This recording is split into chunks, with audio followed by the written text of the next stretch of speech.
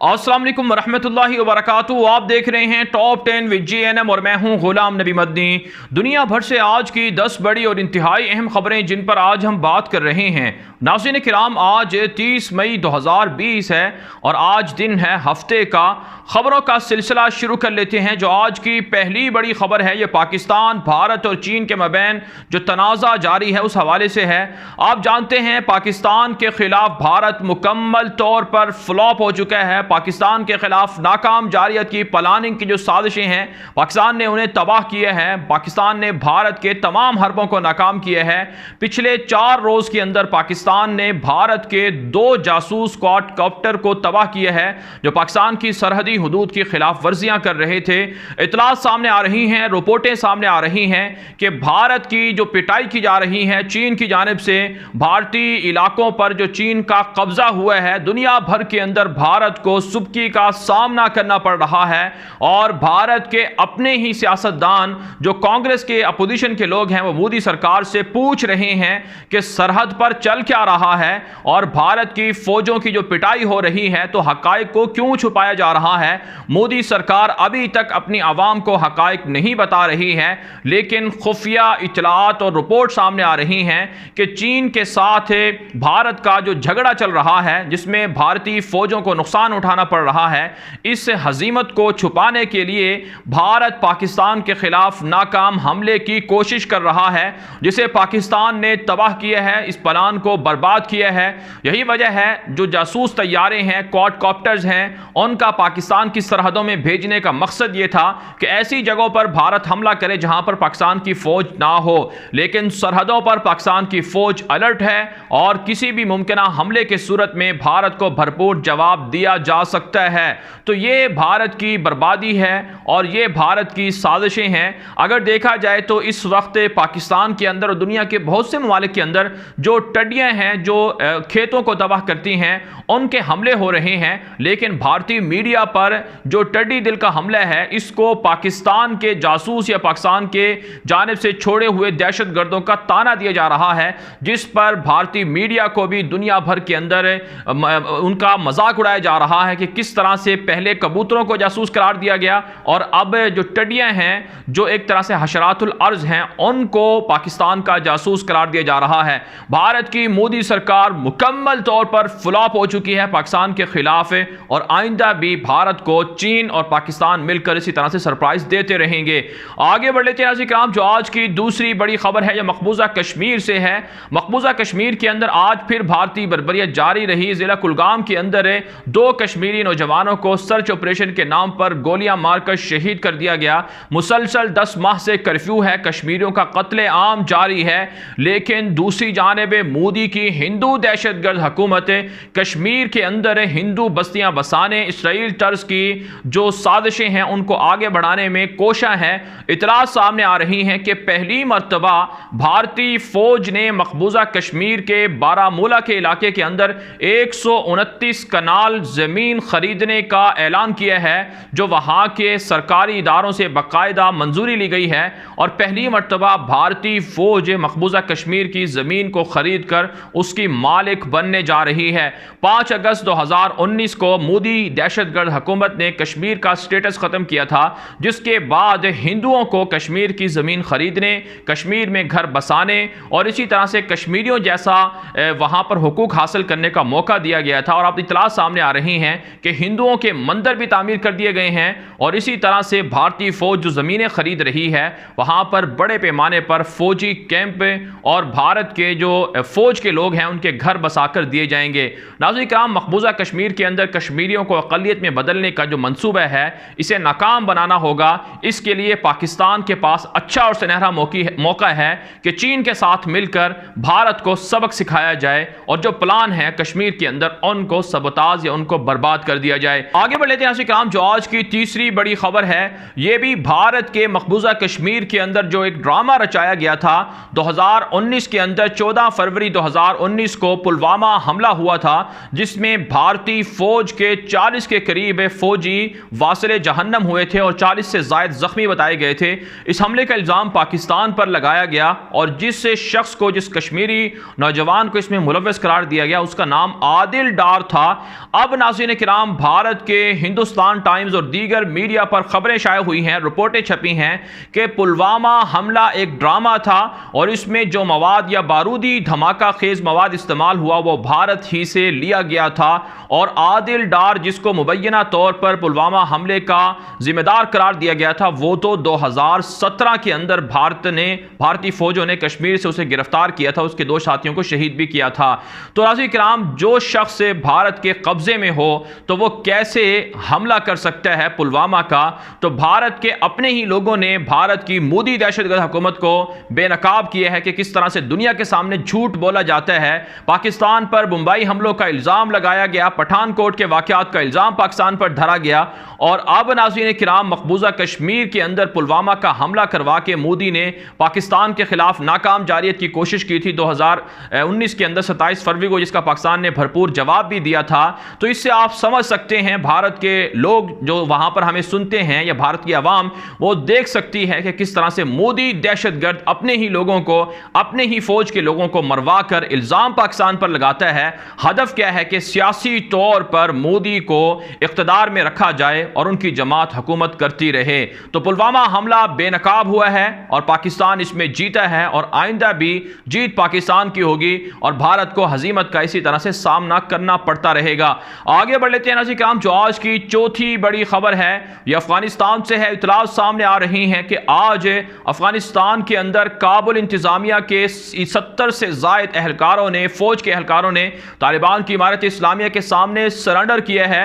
तकरीबन 3 से 4 बड़े सूबों के अंदर इमारत इस्लामिया के जो अमीर हैं मुल्ला हिबतुल्लाह, उनकी जानिब से जो आम मुआफ़ी का ऐलान किया गया है कि दुश्मन हथियार डाल दे तो मुआफ़ी मिल सकती है, तो उस मुआफ़ी का फ़ायदा उठाते हुए अफगान फौज के काबुल इंतजामिया के लोग तालिबान के सामने सरेंडर कर रहे हैं, हथियार डाल रहे हैं। दूसरी जानिब अब्दुल्ला जो वहाँ की एक हाई कौंसिल के जिम्मेदार हैं, उनका पहला इजलास हुआ है।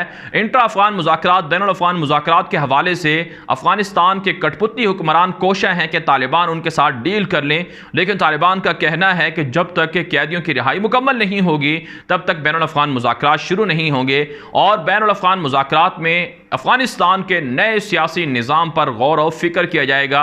और दूसरी जानिब तालिबान का जो 5 रुकनी वफद है जो कैदियों के हवाले से टेक्निकल इशूज़ को देख रहा है, उनको काबुल इंतज़ामिया की सिक्योरिटी के अंदर मुख्तलिफ जेलों का दौरा भी करवाया जा रहा है और अमरीकी अफवाज भी धड़ाधड़ अफगानिस्तान छोड़ कर जा रही हैं। कहा जाता है कि अफगानिस्तान के अंदर तालिबान की हुकूमत आने वाले 6 महीने के अंदर मुकम्मल तौर पर कायम हो सकती है अगर अमरीका की और इत्तेहादी अफवाज सारी निकल जाएँ। यूरोपीय ममालिक की जानिब से भी अफगानिस्तान के अंदर पीस प्रोसेस को सराहा गया है। काम जो आज की 5वीं बड़ी खबर है ये तुर्की से है। तुर्क सदर रजब तैयब एर्दोगान खिलाफत उस्मानिया को बहाल कर रहे हैं, जिंदा कर रहे हैं। नाज़रीन किराम, गुज़श्ता रोज़ तुर्की के अंदर शानदार तकारीब का एहतमाम किया गया। इस्तंबुल की जो फतह थी, फतह कुस्तुनतुनिया, उसकी 567वीं सालगिरह मनाई गई है। इस मौके पर तुर्क सदर रजब तैयब एर्दोगान की जानिब से 2 नए बाहरी बेड़ों को समंदर के अंदर 2 इंतहाई अहम अहदाफ के लिए भेजा गया है। इन 2 बाहरी बेड़ों का नाम नाज़रीन किराम, एक सुल्तान मोहम्मद फातेह जिसने कुस्तुनतुनिया फतह किया था और इसी तरह से उनके पोते सुल्तान सुलेमान कानूनी जिनकी जंगी मुहिम्मात से यूरोप लर्जा रहा और जिन्होंने बड़े पैमाने पर यूरोपीय मालिक को फतह किया। तो एक जहाज़ का नाम मोहम्मद फातेह रखा गया है, दूसरे का नाम सुलेमान कानूनी रखा गया है।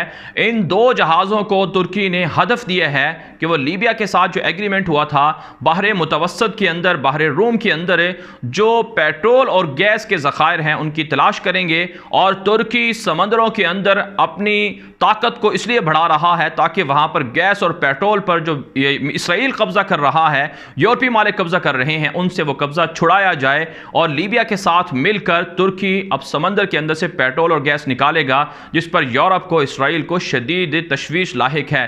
कहा जाता है एर्दोगान के सारे कारनामे खिलाफत उस्मानिया के बादशाहों पर अपने जहाज़ों के नाम रखना, ड्रोन तैयारों के नाम रखना, यह दरअसल खिलाफत उस्मानिया का खामोश तरीके से उसका एहया है जिससे पूरी दुनिया पर खौफ तारी है। आगे बढ़े जैसे कराम, जो आज की 6ठी बड़ी खबर है ये शाम से है। इतलात सामने आ रही हैं कि रूस ने बशार अल असद दरिंदे के साथ मिलकर शाम में अपनी फौज के अंदर मजीद इजाफा कर दिया है और नया असर रसूख सामने आ रहा है। तुर्तूस का और हमीमीम का अड्डे हैं हैं, दो जो रूस के पास हैं, यहाँ पर रूस ने अपनी फ़ौजें बढ़ा दी हैं। पिछले 2 साल के अंदर 48,000 से ज़ायद रूसी फ़ौजें शाम के अंदर जंगी मुहिमात में हिस्सा ले चुकी हैं। 2015 के बाद रूस ने बशार की हिमायत का फ़ैसला किया था और अब रूस बहर मुतवस्सत और बहर रूम के अंदर वहाँ पर जो शाम की सरहदी इलाकों में फ़ौजी अड्डे बनाए गए हैं, वहाँ पर फ़ौजें इसलिए बढ़ा रहा है ताकि शाम के अंदर तुर्की की पेशकदमी को रोका जाए।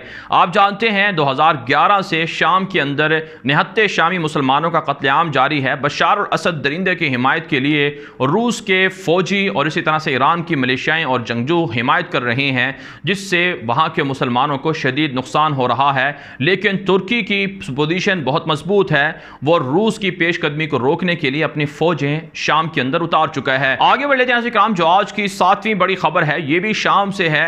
नाज़रीन, गुज़श्ता रोज़ वाक़या सामने आया था कि शाम के इलाके इदलिब में वाक़े सैयदना उमर बिन अब्दुल अज़ीज़ और उनकी अहलिया फ़ातिमा बिनत अब्दुल मलिक बिन मरवान और इसी तरह से उनके खादिम की कब्रों को उखेड़ा गया है और वहाँ से उनकी बाकियात को, उनकी जो लाशें थीं उनको निकाल कर गैर मालूम मकाम पर शरपसंद ले गए हैं। इसमें जिन लोगों के नाम सामने आ रहे हैं कि ईरान नवाज कुछ मिलिशियाएँ थीं और उनके कुछ जंगजू थे जिन्होंने वहाँ से उनके मज़ार को नुकसान पहुँचाया। बाकायदा शाम के टेलीविज़न, जो सरकारी टेलीविज़न है, उस पर वीडियोज़ नशर की गई जिनमें देखा जा सकता है कि कहकहे मार रहे हैं जंगजू और मिलिशियाएँ कि उन्होंने बदला ले लिया है। शाम के अंदर सहाबा किराम के दर्जनों मज़ारात हैं, दर्जनों कब्रें मौजूद हैं, उनको भी ख़तरात लाहिक हो चुके हैं। सोशल मीडिया पर पाकिस्तान, भारत और बांग्लादेश और अरब दुनिया समेत जहाँ कहीं मुसलमान बसते हैं, उन्होंने शदीद तशवीश का इजहार किया है, गम गुस्से का इजहार किया जा रहा है कि उम्मत मुस्लिमा ख्वाब गफलत में है, उनकी मुक़द्दस शख्सियात की कब्रों को नुकसान पहुँचाया जा रहा है। बदकिस्मती देखिए, पाकिस्तान के हुक्मरानों की जानिब से, सऊदी अरब के या इसी तरह से OIC या किसी भी इस्लामी मुल्क की बड़ी तंजीमों की जानिब से इस वाक़े की मज़म्मत नहीं की गई है। नाज़रीन किराम, अब वक्त है कि मुसलमान जाग जाएँ, बेदार हो जाएँ, वरना एक के बाद एक दुश्मन और दहशतगर्द मुक़द्दस शख्सियात की कब्रों को निशाना बनाते रहेंगे। आगे बढ़ लेते हैं नाज़रीन किराम, जो आज की 8वीं बड़ी खबर है ये सऊदी अरब से है। मदीना मुनव्वरा के अंदर मस्जिद नबवी को 31 मई से मरहलावार खोलने का ऐलान कर दिया गया है। आम नमाजियों के लिए 20 मार्च से मस्जिद नबवी और मस्जिदुल हराम बंद थी, कर्फ्यू था कोरोना की वजह से, लेकिन अब रसूल अकरम सल्लल्लाहु अलैहि वसल्लम के रोज़ा अक़दस को मस्जिद नबवी को खोला जा रहा है, जहां अमला हिफाजती इंतजामात भी चेक करेगा, लोगों के जो टेम्परेचर है उसको भी चेक किया जाएगा। मरहलावार लोगों को मस्जिद नबवी आने की इजाज़त होगी। इतला सामने आ रही है कि उम्रा फ़िलहाल मुअत्तल रहेगा, लेकिन हज के लिए भी सऊदी इंतज़ामिया ने अभी तक पॉलिसी का ऐलान नहीं किया, लेकिन मुमकिना तौर पर महदूद सतह पर इस साल हज के इंतजामात होंगे। आगे बढ़ लेते हैं नाज़रीन किराम, जो आज की 9वीं बड़ी खबर है ये अमरीका और चाइना के मबैन कशीदगी के हवाले से है। ट्रंप ने चीनी तलबा को अमरीका के अंदर पढ़ने से रोकने का कानून मंजूर कर दिया है और इतला सामने आ रही है कि चीन के वो तलबा जो इस वक्त अमरीका के अंदर मौजूद हैं उनके भी वीज़े कैंसिल किए जा सकते हैं, उनको भी अपने मुल्कों के यानी चीन के अंदर वापस भेजा जा सकता है। और हांगकांग के मामले पर ट्रंप ने चीन को फिर वार्निंग दी है कि आपके इक़दामात ख़तरनाक हैं। सलामती कौंसिल के अंदर, अक़वाम मुत्तहिदा के अंदर भी दोनों के दरमियान झगड़ा हुआ है और कोरोना की वजह से चीन और अमरीका के ताल्लुकात इस वक्त आखिरी इंतहा पर चल रहे हैं और किसी भी वक्त इनके दरमियान जंग भी छिड़ सकती है, जिससे कहा जाता है दुनिया की मईशत को बेइंतहा नुकसान होगा। इसके अलावा नाज़रीन किराम, अमरीका ने पहली मरतबा आलमी इदारा सेहत से मुकम्मल तौर पर अलहदगी का ऐलान कर दिया है। ट्रंप ने कहा कि आलमी इदारा सेहत WHO चीन की लौंडी बना हुआ है, उसने चीनी मफादात का तहफ़्फ़ुज़ किया है। अमरीका सबसे ज़्यादा फंडिंग करता है, उसके मफादात का तहफ़्फ़ुज़ नहीं किया, लिहाजा अमरीका जो WHO है उसकी रुकनीत से मुस्ताफ़ी होता है। इस पर अमरीका के अंदर ट्रंप को भी शदीद तनकीद का निशाना बनाया जा रहा है कि बहुत सी जो अमरीकी कंपनियाँ हैं दवासाज, उनको नुकसान हो सकता है आलमी इदारा सेहत से अलहदगी के बाद। आगे बढ़ लेते हैं काम, जो आज की 10वीं बड़ी खबर है ये भी अमरीका से है। अमरीका की रियासत है मिनेसोटा, वहाँ पर एक स्याह फार्म अमरीकी शहरी को पुलिस ने तशद्दुद करके मार डाला था। उस पर अमरीका के कई बड़े शहरों के अंदर पुरतशद्दुद मुजाहरे चल रहे हैं। नस्ली इम्तियाज़ और काले और गोरे और स्याह फार्म और जो सफ़ेद फार्म लोग हैं इनके दरमियान इख्तलाफात बढ़ते रहते हैं, जिस पर ईरान के लोगों ने भी तनकीद की है और तुर्की के सदर रजब तय्यिब एर्दोगान ने भी रसूल अकरम सल्लल्लाहु अलैहि वसल्लम की हदीस का हवाला देते हुए कहा है कि इस्लाम के अंदर काले और गोरे में कोई फ़र्क नहीं है। जो वाक़यात दुनिया के अंदर तास्सुब मबनी चल रहे हैं, इनकी रोकथाम की जानी चाहिए और इससे दुनिया के अमन को नुकसान हो रहा है। अमेरिका के सदर ट्रंप ने भी जो वहाँ पर स्याह फाम शहरी का कत्ल हुआ उस पर तेल छिड़का है और वहाँ पर कहा जाता है कि अब ये पूरे अमेरिका के अंदर ये मुजाहरे फैल चुके हैं। 2014 के अंदर भी किसी तरह से स्याह फाम शख्स को कत्ल किया गया था। इससे अमेरिकी इंतज़ामिया को आने वाले दिनों में शदीद नुकसान हो सकता है। दुनिया के अंदर सिर्फ अमेरिका के अंदर ही स्याह फाम लोगों का इस तरह से तशद्दुद का कत्ल नहीं होता है, बल्कि बहुत से मुल्कों के अंदर भी ऐसा ही होता है। यूरोप के अंदर ऐसा होता है। फ़लस्तीन के अंदर तो रोज़ाना की बुनियाद पर इसराइल के गासिब दरिंदे फ़ौजी फ़लस्तीनियों को घुटनों के नीचे दबाकर उनके सांस निकाल देते हैं, उनका गला घोंट देते हैं, लेकिन फिर भी दुनिया तवज्जो नहीं देती है। बहरहाल नाज़रीन किराम, अफसोस की बात है कि जमहूरियत का चैंपियन कहलाने वाला अमेरिका वहाँ अपने शहरियों को तासुब की बुनियाद पर कत्ल करवा रहा है और वहाँ पर सफ़ेद फार्म दहशतगर्दों को खुलेआम छूट मिल रही है। दुनिया भर से थी आज की 10 बड़ी खबरें। इन खबरों के हवाले से आपकी क्या राय है? अपनी राय कमेंट के जरिए से ज़रूर हम तक पहुँचाएँ। और अगर आप मज़ीद खबरें और फौरी ब्रेकिंग न्यूज़ चाहते हैं, तस्वीर और वीडियोज़ भी देखना चाहते हैं इन खबरों की, तो आप हमारे ट्विटर अकाउंट्स दुनिया मेरे आगे और गुलाम नबी मदनी को भी फॉलो कर सकते हैं। इजाज़त दीजिए, अल्लाह हाफ़िज़।